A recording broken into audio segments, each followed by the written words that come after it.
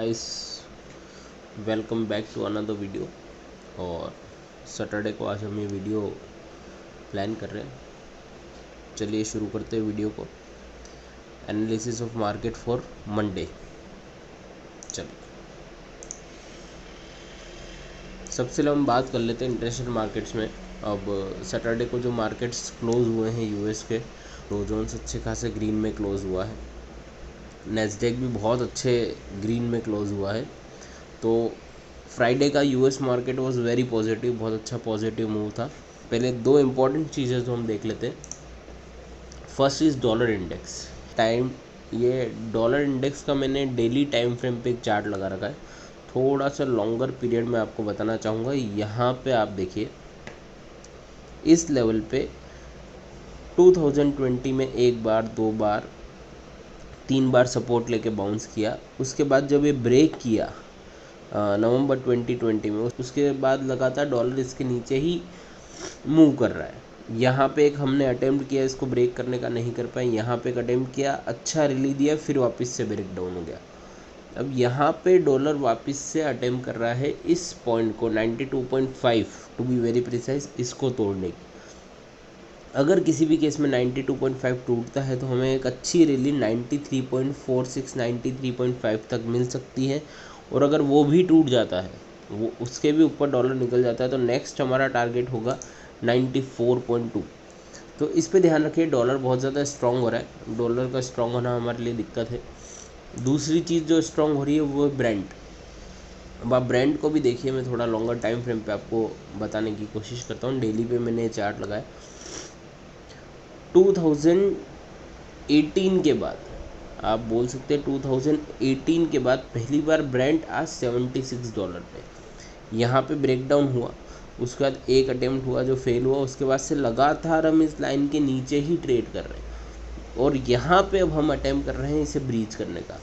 अगर 75.74 के ऊपर ही ब्रेंट ट्रेड करता रहता है, जैसे अभी ये ट्रेड कर रहा है कुछ 4-5 दिनों से इस एरिया में, 75.5 के ऊपर अगर ब्रेंट ट्रेड करता रहता है तो हमारे लिए बहुत ज़्यादा दिक्कत हो जाएगी, क्योंकि इसका नेक्स्ट टारगेट होगा $85 का, जो कि इंडिया के लिए बहुत बहुत बहुत ज़्यादा पेनफुल है। आप ऑलरेडी देख रहे हैं डेली 10 पैसा, 5 पैसा, 15 पैसा, 20 पैसा गवर्नमेंट डेली आपके पेट्रोल प्राइसेस बढ़ा रही है।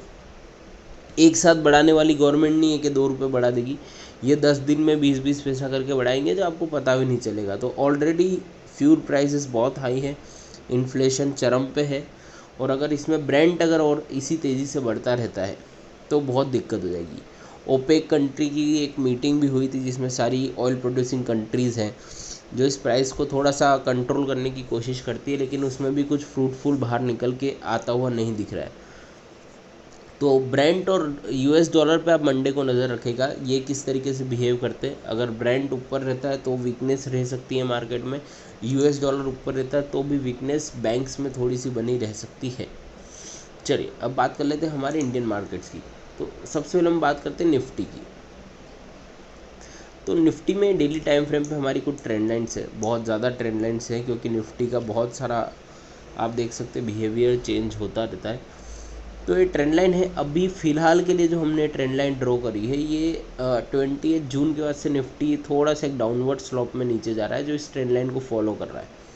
अब किसी भी केस में अगर निफ्टी को बुलिश होना है तो फर्स्ट तो ट्रेंड लाइन तोड़नी पड़ेगी, और सेकंड 15780 का जो एरिया है वो बहुत इंपॉर्टेंट है, उसको ब्रेक करना पड़ेगा एक अच्छी बुलिश कैंडल से, अच्छी ग्रीन कैंडल से, और 15900 हमारा फिर नेक्स्ट टारगेट बन जाता है, क्योंकि 15780 का 15900 विल बी वेरी फास्ट।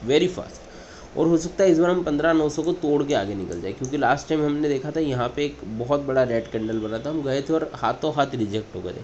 यहाँ पे भी आप देखिए हम गए थे और रिजेक्ट हो गए थे। तो अगर इस बार निफ्टी अटेम्प्ट करता है तो हो सकता है वो इसे तोड़ दे, लेकिन अभी करेंट सिनेरियो को देखते हुए, डेल्टा वेरिएंट के केसेस जो बढ़ रहे हैं वर्ल्ड वाइड, डॉलर इतना स्ट्रांग हो रहा है, ये सब देखते हुए थोड़ा सा भी निफ्टी का 16,000 वाला जो हमारा सबका सपना है वो थोड़ा सा मुझे वीक लग रहा है। हाँ, एक शॉर्ट कवरिंग रैली हम एक्सपेक्ट कर सकते हैं इस वीक में आने की, क्योंकि शॉर्ट्स बहुत क्रिएट हुए हैं। जिस हिसाब से निफ्टी का डाउनवर्ड ट्रेंड चल रहा है, शॉर्ट्स बहुत सारे क्रिएट हुए हैं, तो एक शॉर्ट कवरिंग रैली हम 1-2 दिन की देख सकते हैं, लेकिन सस्टेनेबल बाउंस मुझे अभी निफ्टी में नहीं दिखता है। निफ्टी में थोड़ी स्ट्रेंथ की ज़रूरत है, वॉल्यूम की ज़रूरत है, वो अभी नहीं दिख रही है। तो मेरा व्यू नेक्स्ट वीक के लिए निफ्टी के लिए थोड़ा सा अभी भी बेयरिश ही है। 1-2 दिन का अगर बाउंस मिलता है 15,850 15,800 तक का, तो वो एक अपॉर्चुनिटी होगी बाहर निकलने की। अभी हम इतनी स्ट्रेंथ के साथ ऊपर नहीं जा पा रहे हैं। चलिए नेक्स्ट है bank Nifty. Bank Nifty already weak है, ये ट्रेंड लाइन हमने ड्रॉ करी थी। 2 दिन से इससे रिजेक्ट होकर बैंक निफ्टी नीचे आ रहा है, मतलब पहले ये सपोर्ट की तरह काम कर रही थी। यहाँ पे सपोर्ट एक दिन में ही ब्रेक हो गया, नेक्स्ट डे से ये रेजिस्टेंस बन गया। तो यहाँ पे रेजिस्टेंस लिया, यहाँ पे आप देखिए एग्जैक्ट रेजिस्टेंस, आप ट्रेंड लाइन पे आप देखेंगे एग्जैक्ट रेजिस्टेंस लेके 2 बार बैंक निफ्टी रिजेक्ट हुआ है यहाँ पे।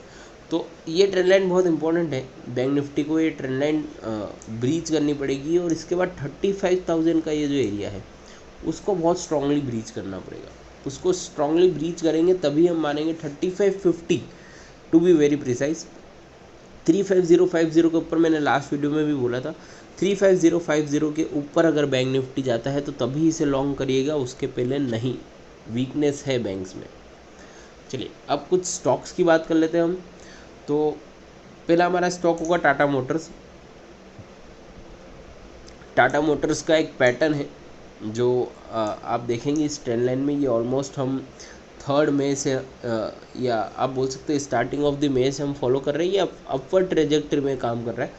लेकिन प्रॉब्लम क्या है कि ये बार बार इसका सपोर्ट टेस्ट कर रहा है। आप देखिए 1 2 3 4 5 6 7 8 10 दिन में से आउट ऑफ 10 डेज 9 डेज इसने इस ट्रेंड लाइन का सपोर्ट टेस्ट किया है। ये आ रहा है बाउंस दे रहा है, आ रहा है बाउंस दे रहा है, आ रहा है बाउंस दे रहा है। हाँ आप बोल सकते हैं बुलिश मोमेंटम है, क्योंकि हमेशा जो लोज हैं वो हाई पे शिफ्ट हो रहे हैं, मतलब इस ट्रेंड लाइन का सपोर्ट दे रहा है, मतलब ऊपर जा रहा है। लेकिन मुझे थोड़ी सी वीकनेस इसलिए लग रही है क्योंकि किसी भी दिन टाटा मोटर्स ने अगर ये ट्रेंड लाइन को तोड़ दिया, अगर इस ट्रेंड लाइन को, तो फिर थोड़ा सा एक नीचे का डाउनवर्ड 335 का एक लेवल खुल जाता है। हालांकि अभी कुछ नेगेटिव स्टॉक में नहीं है, ऑटो सेल्स का डेटा भी आने वाला है और टाटा मोटर्स का होपफुली अच्छा ही आएगा डेटा।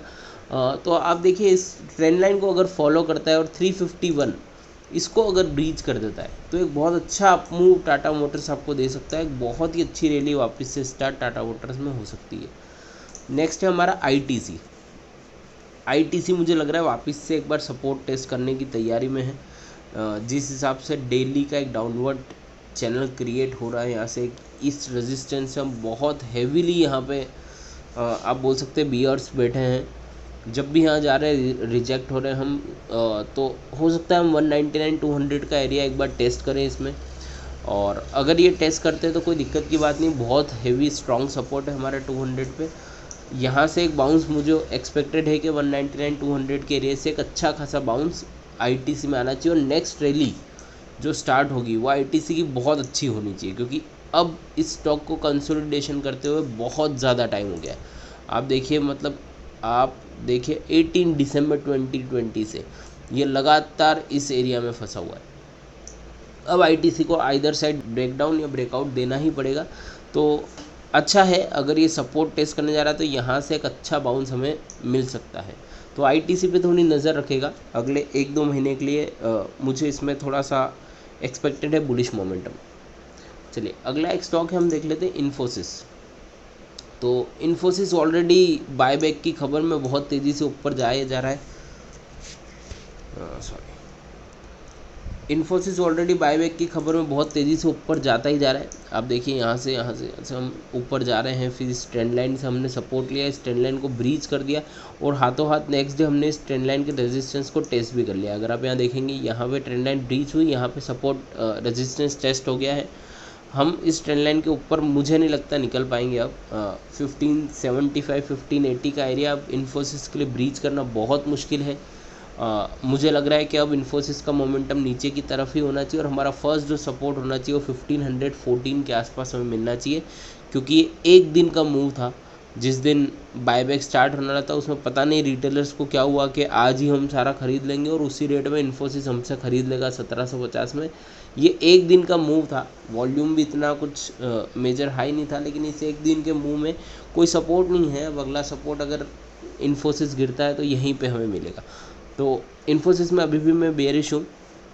कोई भी बाउंस मिलता है तो वो निकलने की अपॉर्चुनिटी होगी, क्योंकि ये अभी अपॉर्चुनिटी दे रहा है 4-5 दिन से। अगर ये नीचे आ गया तो ये अपॉर्चुनिटी 6 महीने तक नहीं दे पाएगा, इसलिए इस पर थोड़ा ध्यान रखिएगा। अगला एक स्टॉक है हमारा, हम ले लेते हैं सन फार्मा। सन फार्मा एक अच्छा बुलिश पैटर्न बना रहा है यहाँ पे एक रेजिस्टेंस है, आप देख सकते हैं 686 पे। वो रेजिस्टेंस अगर ब्रेक हो जाता है तो एक अच्छा मूव 710 720 की तरफ, 710 720 की तरफ सन फार्मा दे सकता है। हालांकि हम ये रेजिस्टेंस बहुत बार टेस्ट कर चुके हैं, 1 2 3 और 4 बार टेस्ट हो चुका है।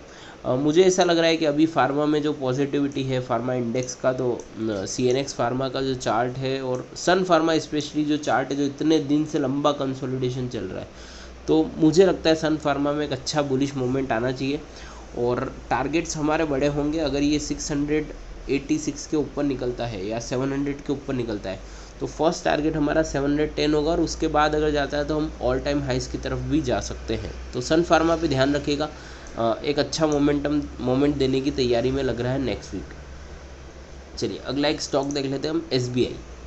तो SBI अगेन उसी रेजिस्टेंस लाइन जो हमने लास्ट वीडियो में बताई थी उसी के आसपास घूम रहा है।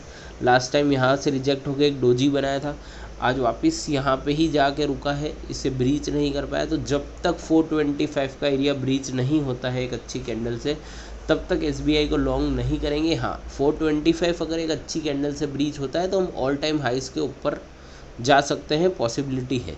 लेकिन फ़िलहाल के लिए जब तक ये कैंडल ब्रीच नहीं होता है, ये एरिया ब्रीच होता है, तब तक लॉन्ग SBI में करने की सलाह नहीं रहेगी। चलिए आज के लिए इतना ही। आशा करता हूँ आपको ये वीडियो अच्छा लगा होगा। आप अपने दोस्तों के साथ इसे ज़्यादा से ज़्यादा शेयर करें, वीडियो को लाइक करें, कमेंट में बताइए हमें क्या हम चेंज कर सकते हैं। और हमारे टेलीग्राम चैनल पे जुड़िए, हम मार्केट्स में लाइव फीड्स वगैरह देते हैं, लाइव ट्रेड्स देते हैं, शॉर्ट कॉल शॉर्ट लॉन्ग दोनों ही हम लाइव देते हैं। तो उसमें आप जुड़िए, अगर आप जुड़ते हैं तो आपको मज़ा आएगा, कुछ सीखने को मिलेगा। चलिए टेक केयर, जय हिंद, थैंक यू।